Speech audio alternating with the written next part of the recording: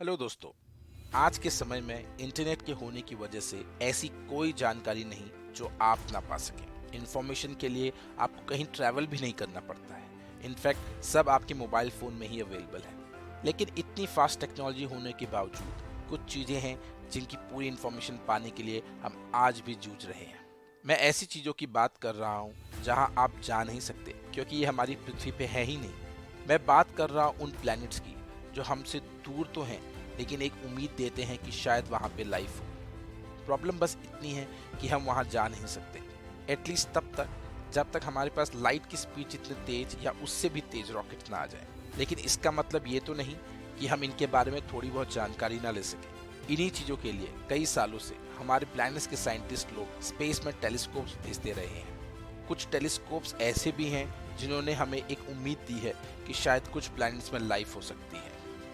किसी प्लैनेट में लाइफ हो सकती है या नहीं, ये अनुमान लगाने से पहले साइंटिस्ट लोग बहुत सारी चीज़ों को चेक करते हैं, जैसे कि प्लैनेट पे ह्यूमन रेस के सर्वाइव करने के लिए सबसे ज़्यादा ज़रूरी है पानी। इसके अलावा प्लैनेट का टेम्परेचर भी इस लायक होना चाहिए कि हर तरह के लाइफ फॉर्म्स यहाँ पे सर्वाइव कर सकें। प्लैनेट की दूरी अपने स्टार से सही होनी चाहिए। ज़्यादा पास होने से सारा पानी सूख सकता है और ज़्यादा दूर होने से सारा पानी बर्फ़ के जैसा जम भी सकता है। मैं आपको एक और बात बताना चाहूँगा इन प्लैनेट्स को ढूंढने के प्रोसेस के बारे में। बहुत सारे प्लैनेट्स ऐसे हैं जिनकी खोज की गई है ट्रांजिट मेथड्स। ये उन प्लैनेट्स के लिए यूज़ किया जाता है जो हमसे बहुत दूर है। अब क्योंकि प्लैनेट्स में खुद की कोई रोशनी नहीं होती है तो इन्हें ऐसे ढूंढ पाना बहुत मुश्किल है। इसीलिए ये ट्रांजिट मेथड का यूज़ करते हैं। ट्रांजिट मेथड में जब प्लैनेट अपने स्टार के सामने आता है तो स्टार की रोशनी थोड़ी कम हो जाती है वहाँ पे। इस लाइट के कम होने के प्रोसेस से अंदाज़ा लगाया जाता है कि एक्चुअल में प्लैनेट का साइज़ क्या हो सकता है और उसकी दूरी अपने स्टार से कितनी हो सकती है।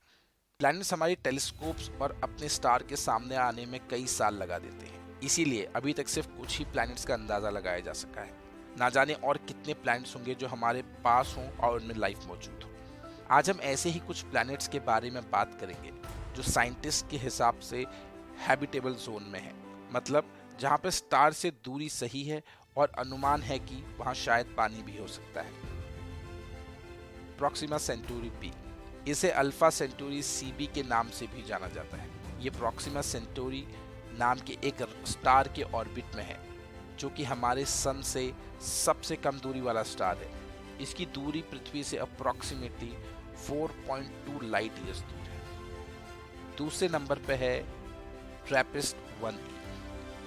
ये प्लैनेट लगभग अर्थ जितना ही है साइज में और इसकी सतह पत्थर की है। ये जिस स्टार की ऑर्बिट में घूमता है उसका नाम है ट्रैपिस्ट 1 और इसकी दूरी अर्थ से लगभग 40 लाइट ईयर्स दूर है। इस प्लैनेट की खोज की थी स्पिट्जर स्पेस टेलीस्कोप ने, जो अब रिटायर हो चुका है। लिस्ट में अगला है ल्यूटेन बी। इसे ग्लीस 273b के नाम से भी जाना जाता है। इस प्लैनेट की सतह भी पत्थर की है और ये चक्कर लगाता है ल्यूटेन स्टार के। ये अर्थ के साथ बहुत सारी सिमिलरिटीज वाला पांचवा सबसे करीबी प्लैनेट है। ये हमसे लगभग 12 लाइट ईयर्स दूर है और इसकी खोज जून 2017 में की गई थी। अगला प्लैनेट है K272। इस प्लैनेट की सतह भी पत्थर की है और ये अपने स्टार K272 के चक्कर लगाता है। इस प्लैनेट की खोज केपलर स्पेस टेलीस्कोप ने की थी और ये उन कुछ प्लैनेट्स में से है जो हमसे बहुत ज़्यादा दूर है। इस प्लैनेट पर जाने के लिए हमें लगेंगे लगभग 217 लाइट ईयर्स। इसकी खोज ट्रांजिट मेथड से की गई थी जिसके बारे में मैंने आपको पहले बताया था। लिस्ट में अगला नाम है केपलर 442b।